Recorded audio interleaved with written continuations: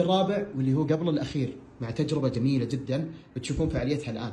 التجربه هذه لزيت سياره محروق، حطيناه في علبتين، بنجرب ننظف الماكينه من الداخل. طبعا الماكينه اجزائها حديد مو بقزاز، القزاز سطح املس واكيد تنظيفه بيكون اسهل، لكن راح يبين معنا الفرق وبتشوفون نتيجه تعجبكم. طبعا المنتج هذا مع الحراره والضغط العالي وسرعه دوران المحرك راح يكون افضل من الشيء اللي احنا بنسويه الان. نعبي عينه بسيطه داخل الزيت المحترق.